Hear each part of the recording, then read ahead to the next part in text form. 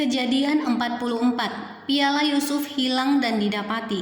Sesudah itu diperintahkannyalah kepada kepala rumahnya, isilah karung orang-orang itu dengan gandum, seberapa yang dapat dibawa mereka, dan letakkanlah uang masing-masing di dalam mulut karungnya.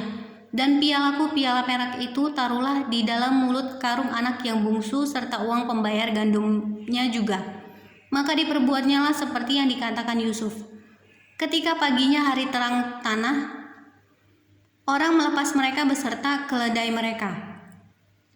Tetapi baru saja mereka keluar dari kota itu, belum lagi jauh jaraknya,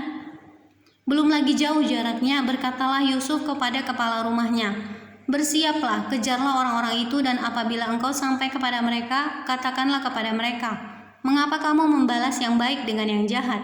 Bukankah ini piala yang dipakai tuanku untuk minum, dan yang biasa dipakainya untuk menelaah? Kamu berbuat jahat dengan melakukan yang demikian." Ketika sampai kepada mereka, diberitakannyalah kepada mereka perkataan Yusuf itu.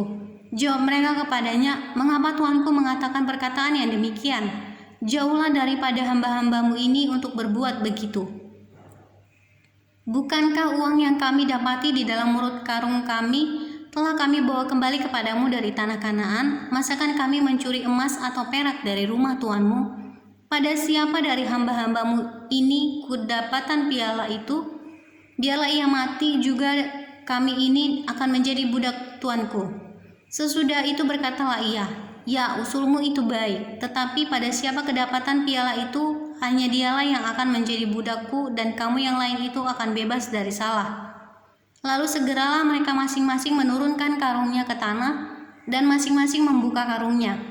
Dan kepala rumah itu memeriksanya dengan teliti. Ia mulai dengan yang sulung sampai kepada yang bungsu. Maka kedapatanlah piala itu dalam karung Benyamin. Lalu mereka mengoyakkan jubahnya dan masing-masing memuati keledainya, dan mereka kembali ke kota. Ketika Yehuda dan saudara-saudaranya sampai ke dalam rumah Yusuf, Yusuf masih ada di situ. Sujudlah mereka sampai ke tanah di depannya. Berkatalah Yusuf kepada mereka, "Perbuatan apakah yang kamu lakukan ini? Tidakkah kamu tahu bahwa seorang yang seperti aku ini pasti dapat menelaah?" Sesudah itu berkatalah Yehuda, "Apakah yang akan kami katakan kepada tuanku? Apakah yang akan kami jawab? Dan dengan apakah kami akan membenarkan diri kami? Allah telah memperlihatkan kesalahan hamba-hambamu ini, maka kami ini budak tuanku lah kami, baik kami maupun orang pada siapa kedapatan piala itu." Tetapi jawabnya, "Jauhlah daripadaku untuk berbuat demikian. Pada siapa kedapatan piala itu, dialah yang akan menjadi budakku. Tetapi kamu ini pergilah kembali dengan selamat kepada ayahmu."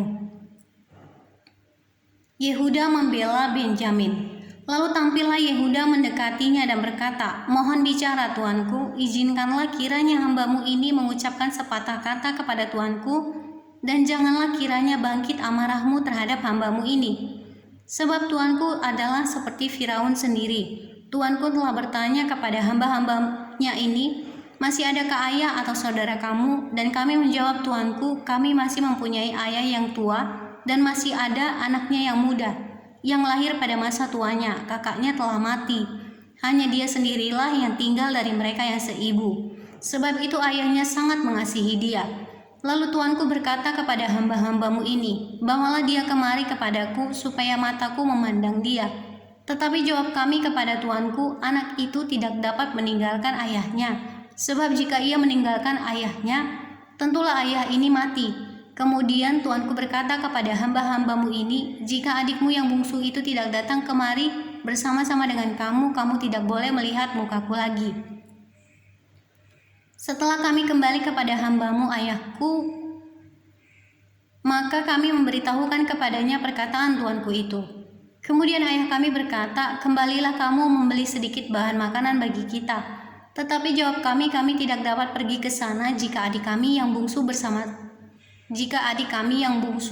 bersama-sama dengan kami.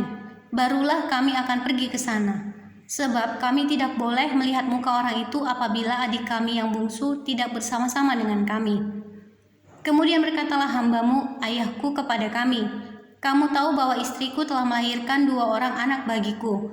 Yang seorang telah pergi daripadaku, dan aku telah berkata, tentulah ia diterkam oleh binatang buas dan sampai sekarang aku tidak melihat dia kembali. Jika anak ini kamu ambil pula daripadaku dan ia ditimpa kecelakaan, maka tentulah kamu akan menyebabkan aku yang ubanan ini turun ke dunia orang mati karena nasib celaka. Maka sekarang apabila aku datang kepada hamba-Mu, ayahku, dan tidak ada bersama-sama dengan kami anak itu, padahal ayahku tidak dapat hidup tanpa dia, tentulah akan terjadi apabila dilihatnya anak itu tidak ada, bahwa ia akan mati, dan hamba-hamba-Mu ini akan menyebabkan hamba-Mu, ayah kami yang ubanan itu turun ke dunia orang mati, karena duka cita. Tetapi hamba-Mu ini telah menanggung anak itu terhadap ayahku dengan perkataan, jika aku tidak membawanya kembali kepada Bapa, maka akulah yang berdosa kepada Bapa untuk selama-lamanya. Oleh sebab itu, baiklah hamba-Mu ini tinggal menjadi budak tuanku menggantikan anak itu. Dan biarlah anak itu pulang bersama-sama dengan saudara-saudaranya. Sebab masakan aku pulang kepada ayahku, apabila anak itu tidak bersama-sama dengan aku tidak akan sanggup melihat nasib celaka yang akan menimpa ayahku.